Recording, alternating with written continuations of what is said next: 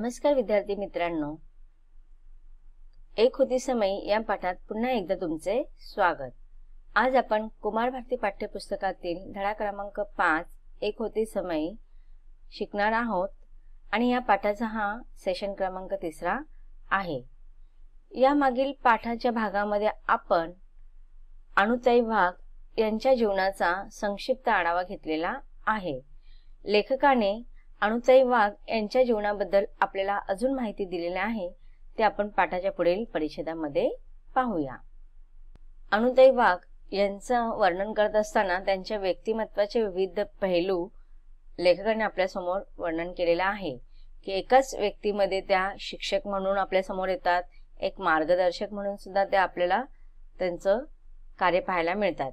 कार्यकर्ता, विचारवंत आणि लेखिका या अनेक विविध रूपाने त्यांनी आपलं जीवन उजळून काढलेलं होतं आणि अशा रीतीने त्यांनी आदिवासींमध्ये आपलं एक उच्च स्थान मिळवलेलं होतं।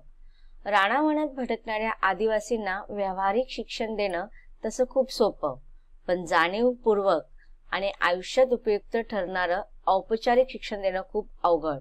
आता बघा, आदिवासी पाड्याबद्दल अगर आपल्याला जाणून घ्यायचं असेल, तुम्ही आदिवासी लोकांचं राहणीमान, त्यांचं जीवनमान पाहिलेलं असेल, ऐकलेलं असेल, टीव्हीवरती पाहिलेलं असेल, प्रत्यक्ष जीवनामध्ये त्याचा अनुभव घेतलेला नसेल, पण टीव्हीवरती मालिकांमध्ये तुम्हाला अधिकतर पाहायला मिळतं की अजूनही आपण 21व्या शतकामध्ये पदार्पण केलेलं असलं तरी समाजामध्ये आपण पाहतो की आपल्या आजूबाजूला असे अनेक लोक असतात की ते अज्ञान, रूढी, परंपरा यांच्यामध्येच अडकलेले असतात।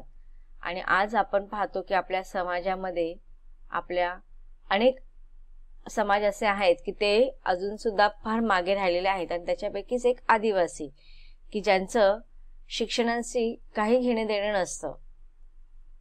जोपर्यंत मनुष्य, आपण म्हणतो ना की शिक्षण घेतल्यानंतर मनुष्याची प्रगती होते,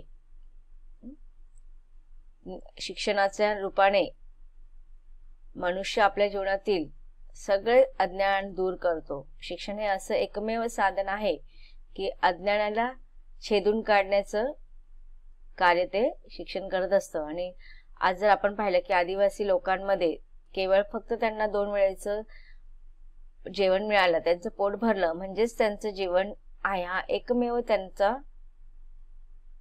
विचार असतो। आणि त्या रूढी, परंपरा, अंधश्रद्धामध्ये एवढे अडकलेले असतात की त्यांना त्या परंपरेतून, त्या विचारातून बाहेर काढणं फार अवघड असतं। आणि अशामध्ये जाऊन, अशा लोकांच्या मध्ये जाऊन अनुताईंनी त्यांच्यामध्ये ज्ञानाचा प्रसार केला। मग रानावनामध्ये अशा भटकणाऱ्या आदिवासींना व्यावहारिक शिक्षण देणं तसं त्या मानाने फार सोपं कार्य होतं। व्यावहारिक शिक्षण म्हणजे काय की चला का ते त्यांच्याबरोबर जाणं, त्या जंगलमध्ये जिथे फिरतात तिथे जाऊन त्यांना त्या जंगलाच्याच काही गोष्टी घेऊन ज्ञान देणं, शिक्षण देणं, असं व्यावहारिक शिक्षण। की जर समजा आता ते जंगलामध्ये जात आहे, जंगलामध्ये त्यांना काही शिकवायचं असेल, सायन्सचा एखादा, विज्ञानाचा एखादा गोष्ट सांगायचं असेल की कसं जंगलामध्ये इतिहासाबद्दल आपण माहिती सांगू शकतो की आदिमानवाची सुरुवात कशी झाली, मग आगीचा शोध कसा लागला, किंवा मग विविध वनस्पतींचं आपण त्यांना माहिती देऊ शकतो। अशा म्हणजे व्यावहारिक शिक्षण त्यांना देणं फार सोपं होतं, पण जाणीवपूर्वक आणि आयुष्यात उपयुक्त ठरणारं औपचारिक शिक्षण देणं हे फार अवघड होतं आदिवासींच्या लोकांमध्ये जाऊन। तर आता बघा, इथे काय सांगितलेलं आहे लेखकाने की जसं औपचारिक शिक्षण मध्ये म्हणजेच काय, शाळेमध्ये जाऊन आता आपण जे काही शिक्षण घेतो ना, की एक विशिष्ट शाळा असते, विशिष्ट वर्ग असतात, विशिष्ट तुम्हाला त्या तासिकेला वेगळ्या प्रकारचं शिक्षण दिलं जातं, एक ढाचा असतो तो शिक्षणाचा। मग असं औपचारिक शिक्षण ह्या आदिवासी पाड्यामध्ये जाऊन देणं, त्या लोकांना त्या शिक्षणात औपचारिक शिक्षण देणं फार अवघड होतं। कारण की तिथे बघा, त्यांना त्यांचं घर, त्यांचं दारिद्र्य म्हणजे गरिबी फार त्यांच्यामध्ये असते, पाहायला मिळतं आणि त्याला कारणीभूत पण तीच लोक आहेत। पण आज त्यांची गरिबी फार दूर झालेली आहे आणि त्याचं गरिबी दूर होण्यापाठीमागचं कारण म्हणजे काय, त्यांचं शिक्षण। आज त्यांनी शिक्षण घेतलं आणि त्या शिक्षणाच्या जोरावरती त्यांनी समाजामध्ये एक असं उच्च स्थान निर्माण केलेलं आहे की आज आपण पाहतो की आदिवासी लोकांमध्ये जर आपण पाहायला गेलो तर आपल्याला ओळखायला येणार नाही की हे आदिवासी आहेत. आज आपण खूप उदाहरणं आपण पाहतो. आदिवासींचं जर जीवनपट पाहिला आपण, पूर्वी जो आता ह्या पाठामध्ये आपण जो काळ बघत आहोत त्या काळाचा जर आता आपण आढावा घेतला तर आज फार तफावत पाहायला मिळतं.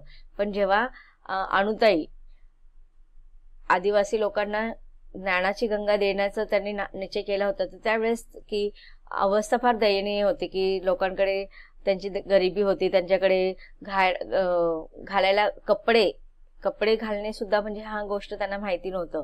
कपडे परिधान करणे, व्यवस्थित राहणीमान राहणं, की घरामध्ये व्यवस्थित घर असणे, मुलांना कसं शिकवलं पाहिजे, कसं बोललं पाहिजे, ह्या सगळ्या गोष्टी त्यांना फार माहितीच नव्हतं. फार त्यांचं जीवन म्हणजेच एक आपण बघा ना, एखादं जेव्हा अजून सुद्धा बघतो आपण की तुम्ही जर आज तुमच्या वयाची मुलं जेव्हा जास्त तुमचा ग्रुप असतो आणि त्या ग्रुपमध्ये जर तुम्ही त्या ग्रुप प्रमाणे वागला नाही तर तुम्हाला उपमा दिला जाईल, काय तू अज्ञानासारखं वागतोस, काय तू आदिवासी सारखा राहतोस की नाही. म्हणजे आदिवासी लोकांचं जर आपण विचार केलं तर त्यांना कपडे कसे घालायचं हे माहिती नसतं, त्यांना जीवन कसं जगायचं हे माहिती नसतं, घरामध्ये कसं घर असलं पाहिजे, ह्या छोट्या छोट्या गोष्टी त्यांना माहित नव्हत्या. आणि त्यांच्या अशा लोकांमध्ये जाऊन शाळा किंवा शाळेचं वातावरण निर्माण करणं, त्यांना औपचारिक शिक्षण देणं हे फार कठीण कार्य होतं. पण त्यासाठी आवश्यक असते भविष्याचा वेध घेणारी दूरदृष्टी आणि धडपड. पण अशा या समाजामध्ये अणुताईंनी त्यांचं भवितव्य पुढे चांगलं करायचं, आज त्यांची अवस्था दयनीय असेल, आज त्यांच्या रूढी परंपरांनी त्यांना जकडलेलं असेल, आज त्या समाजामध्ये फार मागे पडलेला वर्ग असेल, पण आज जर त्यांनी त्यांच्या जीवनामध्ये शिक्षण दिलं गेलं तर शिक्षण हे असं एकमेव साधन आहे की पुढे भविष्य त्यांचं उजळून निघेल, समाजामध्ये त्यांना उच्च स्थान दिलं जाईल. हे भविष्याचा वेध. हा भविष्याचा वेध म्हणजे काय, पुढील भवितव्य कसं असेल, त्यांचं भविष्यकाळ कसं असणार आहे याचा आढावा अणुताईंनी घेतलेला होता. आणि मग ह्या भविष्याचा वेध घेणारी दूरदृष्टी, आणि ही जी दूरदृष्टी होती ना ती अणुताईंमध्ये होती. आणि पण दूरदृष्टी असणंच गरजेचं नव्हतं, त्याच्यासाठी धडपड करणं, ते कार्य करणं. आता त्यांना फार विरोध होत होता. आपण बघितलं शिक्षण क्षेत्रामध्ये जेव्हा जेव्हा नवीन बदल करण्यात आले तेव्हा तेव्हा प्रत्येक शिक्षण समाजसेवकांना, कार्यकर्त्यांना फार कठीण गोष्टींना सामोरे जावं लागलं. उदाहरण घ्यायचं म्हणजे तर महात्मा फुले आणि सावित्रीबाई फुले यांचं उदाहरण घेऊ शकतो आपण, की कशा रीतीने स्त्रियांचं शिक्षण ही जेव्हा संकल्पना त्यांनी त्या काळात समाजामध्ये आणली तर विरोध करण्यात आला त्यांना. म्हणजे प्रत्येक क्षेत्रामध्ये, प्रत्येक ठिकाणी, प्रत्येक समाजामध्ये, प्रत्येक काळामध्ये जेव्हा जेव्हा शिक्षणामध्ये बदल करण्यात आला आणि जो बदल जर स्त्रियांच्या बाबतीत असेल किंवा अशा आदिवासी लोकांच्या बाबतीत असेल तर त्यावेळेस नेहमीच ते कठीण कार्य होतं. त्यांना प्रत्येक वेळेस अडवण्यात आलं, समाजाने अडवलं, समाजातील लोकांनी अडवलं. पण ज्यावेळेस त्यांनी धडपड केली, सावित्रीबाईंनी पण धडपड केली, त्यांनी निश्चय केला होता की काही होऊन जाऊन दे, कितीही त्यांना अन्याय सहन करावा लागू दे, कितीही विरोध सहन करावा लागू दे, पण त्यांनी त्यांचं ते कार्य थांबवलं नाही. त्याच्यासाठी त्या जीवनाच्या शेवटपर्यंत त्या धडपडत राहिल्या. तसंच मग अणुताईंनी सुद्धा की ह्या आदिवासी लोकांच्या भविष्याचा विचार केला, दूरदृष्टी त्यांच्यामध्ये होती. आणि त्या भविष्यात जर त्यांचं घडवायचं असेल तर आज त्यांना कितीही विरोध होत असेल त्या विरोधाचा त्यांना सामना करून त्यांच्यामध्ये ती ज्ञानाची ज्योत पेटवणं ही त्यांची धडपड होती. आणि त्या धडपड त्यांनी काय केलं, वास्तवामध्ये आणलं. या दोन्ही गोष्टी अणुताईंकडे होत्या. त्यामुळे त्यांना वेगवेगळ्या प्रयोग करताना कसलीच अडचण भासली नाही की पाश्चिमात्यांचा अभ्यासक्रम भाषांतरित करावा लागला नाही. बघा इथे लेखक सांगत आहेत की जेव्हा बघा आज आपण आधुनिक शिक्षण पद्धतीमध्ये पाश्चिमात्य शिक्षण पद्धतीचा खूप अनुकरण करत असतो, भाषांतर करत असतो, ट्रान्सलेट करत असतो, की आज आपण पाहतो की पाहत असतो की शिक्षण क्षेत्रामध्ये अभ्यासक्रमामध्ये आपण विदेशी लोकांचं, पाश्चात्य अभ्यासक्रमांचं नेहमी काय करत असतो, अनुकरण करत असतो. आज आपण बघतो महाराष्ट्रामध्ये राहून सुद्धा आज सीबीएसई बोर्ड आहेत किंवा मग इंटरनॅशनल बोर्ड वगैरे आहे. तर मग हे आपण काय करत असतो, पाश्चिमात्य लोकांचं अनुकरण करत असतो. पण अणुताईंनी त्या काळामध्ये त्यांनी स्वतःची शिक्षण पद्धती निर्माण केली. कधीच त्यांनी पाश्चिमात्य विदेशी शिक्षण पद्धतीचं अनुकरण केलेलं नाही. जसं की बघा, आपण आज शिक्षणाची सुरुवात करत असताना मुलांचं नर्सरी असतं, प्ले ग्रुप असतं की नाही, पूर्व प्राथमिक आपण त्याला मराठीमध्ये म्हणतो. तर त्या शिक्षणाच्या वेगळ्या पद्धती असतात बघा. मुलांना खेळता खेळता शिक्षणाचं ज्ञान देणं. तर मग ह्या सगळ्या गोष्टी आहेत ना, त्यांनी कधी कोणाचं अनुकरण केले नाही. पण अणुताईंनी जी शिक्षण पद्धती निर्मिती केली होती, त्यांची शिक्षण पद्धतीचा आज जर आपण आढावा घ्यायचा म्हटलं तर आज सुद्धा विदेशामध्ये त्यांच्या शिक्षण पद्धतीचा, अणुताईंनी जी शिक्षण पद्धतीचा नवीन निर्मिती केली होती, त्या शिक्षण पद्धती पाश्चात्य विदेशामध्ये त्याचं अनुकरण केलं जातं. आणि ही भारतासाठी फार मोठी गोष्ट आहे. त्यामुळे त्यांना वेगवेगळे प्रयोग करताना कसलीच अडचण भासली नाही. त्यांनी स्वतःची काही शिक्षण पद्धती सुरुवात केल्या. प्राथमिक शिक्षण म्हणजे एकूणच शिक्षणाचा आणि आयुष्याचा भक्कम पाया असावा लागतो.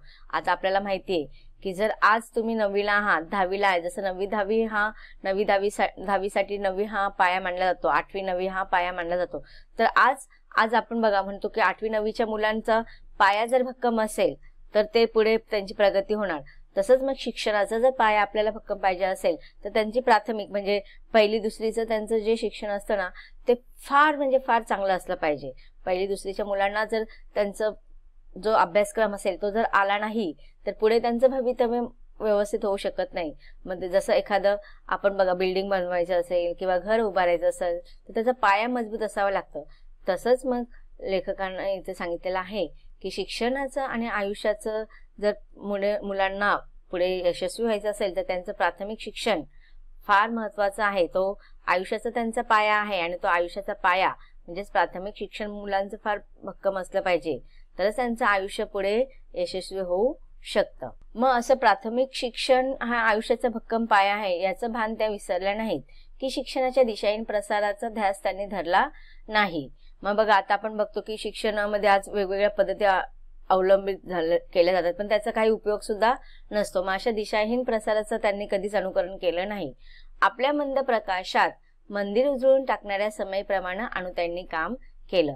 बघा, जसं आता समय, आता बघा आपण म्हणतो दिवे किंवा पंत्या हे सुद्धा प्रकाश देतात, अंधारामध्ये प्रकाश देतात, पण त्यांचा प्रकाश असतो ना तो फार वेगळा असतो. पण समईचा जो प्रकाश असतो ना तो वेगळा असतो. तो कसा वेगळा असतो की समय जी असते ना ती मंदिरामध्येच लावली जाते, गाभाऱ्यातच लावली जाते. आणि गाभारा म्हणजे मंदिर म्हणजे काय असतं, तिथे देव असतं की नाही. पण देवाचा जे पावित्र्य आहे ते पावित्र्य जर उजळत असेल तर त्या समईच्या प्रकाशामध्ये. आपल्या मंद प्रकाशात मंदिर उजळून टाकणाऱ्या समईप्रमाणे अणुताईंनी काम केलं. प्रसिद्धीचा झगमगाट मिळवण्याचा हवास त्यांनी धरला नाही, कारण त्या आणि त्यांचं कार्य स्वयंप्रकाशित होतं. मग बघा, जसं गाभाऱ्यामध्ये जेव्हा समय पेटवलं जातं तर त्या समईमध्ये स्वतः एवढी स्वयंप्रकाशित असतं की तिच्या त्या प्रकाशाने गाभाऱ्याचं पावित्र्य राखलं जातं, देवाचं पावित्र्य राखलं जातं, मंदिराचं पावित्र्य राखलं जातं. तर त्याच्यासाठी कधी अशा मोठ्या लाईटीची झगमगाटाची आवश्यकता नसते. तर त्याचप्रमाणे ज्याप्रमाणे समई स्वयंप्रकाशित असते त्याचप्रमाणे अणुताईंनी पण आपल्या कार्याने आदिवासी लोकांचं जीवन प्रकाशित केलं. आणि मग त्यांनी त्याच्यात बघा, जसं की आपण म्हणतो वेगवेगळे जे दिवे असतात त्यांचा झगमगाट आपल्याला नको वाटतो, कधी कधी तो फार भयंकर वाटतो.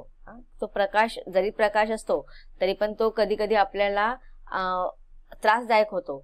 पण तसंच प्रसिद्धीचा झगमगाट मिळवण्यासाठी त्यांनी असं कार्य केलं का? नाही, त्याच्या पाठीमागे त्यांची निस्वार्थी भावना होती.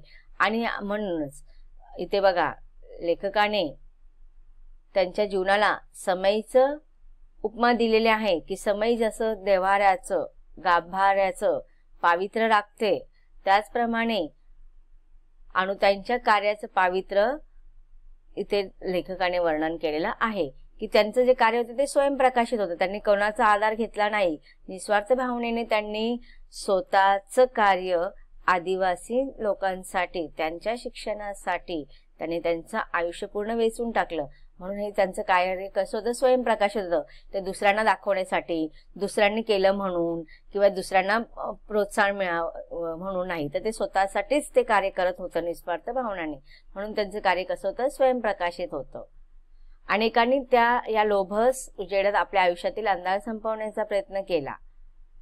प्रसिद्धी आणि म्हणजे बघा ह्या अंधार संपवण्याचा प्रयत्न केला. म्हणजे आदिवासींनी काय केलं, जेव्हा त्यांना शिक्षणाचं महत्व कळालं तेव्हा त्यांनी ज्ञानाच्या रूपाने त्यांच्या जीवनातील जे अज्ञान रूपी अंधार होतं ना, त्या अनुताईंच्या मदतीने नष्ट केलं.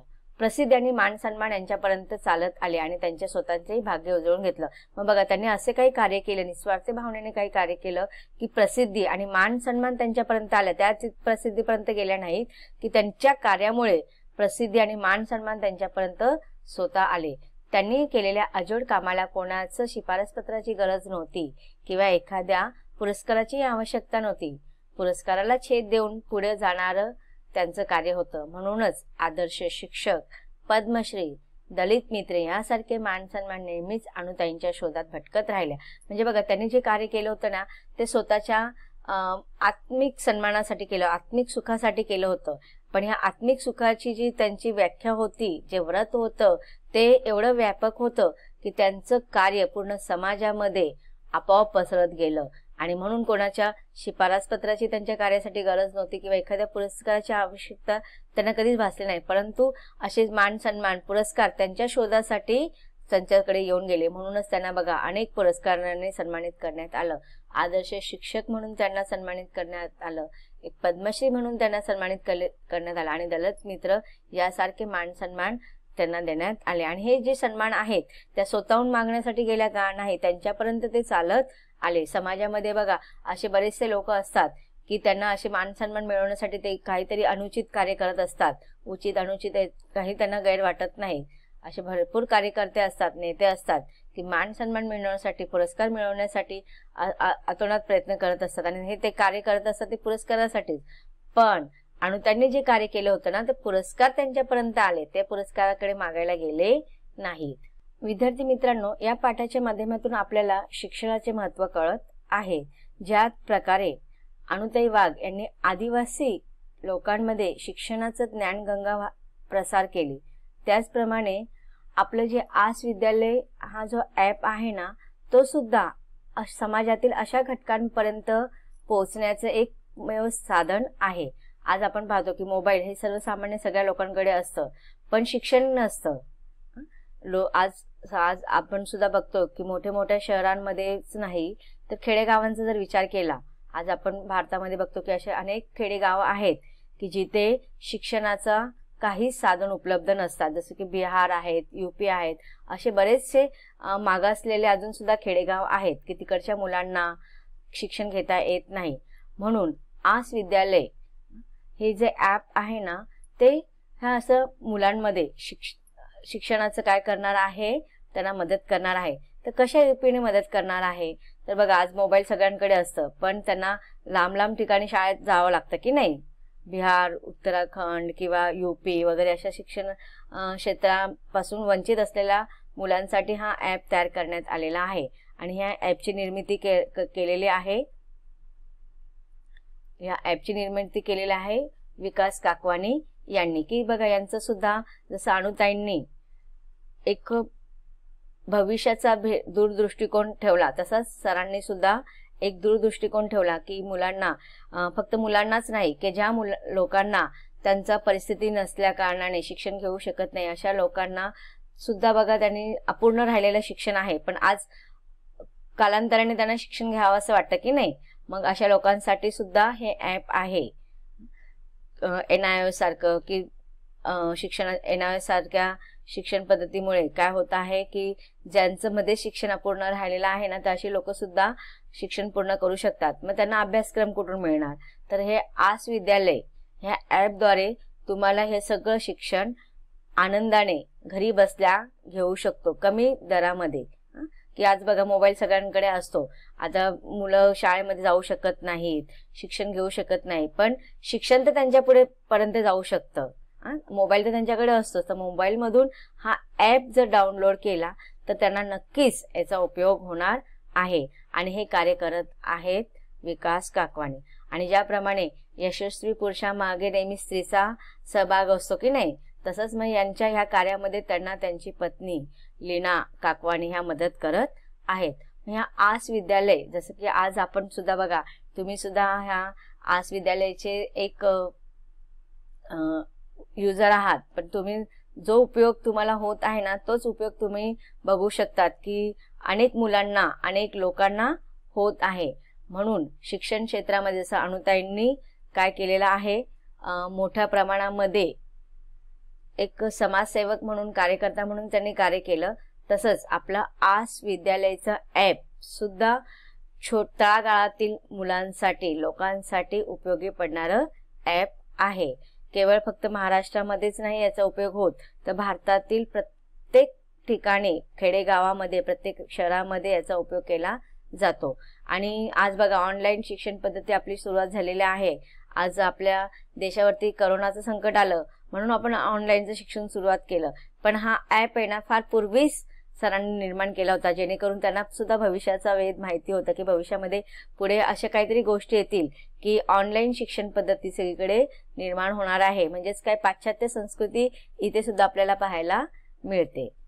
तर ह्या पाठाच्या माध्यमातून आपल्याला एवढंच सांगायचं आहे की शिक्षण भलेही ते कोणीही केलेलं असेल, कोणत्याही पद्धतीने ह्या क्षेत्रामध्ये कार्य केलेलं असेल, तर त्यांचं योगदान महत्त्वाचं आहे. जसं अनुताईंनी त्या शिक्षण क्षेत्रामध्ये त्यांचं योगदान दिलेलं आहे, तसंच ह्या ॲपच्या द्वारे सुद्धा आपल्याला शिक्षण क्षेत्रामध्ये योगदान पाहायला मिळते.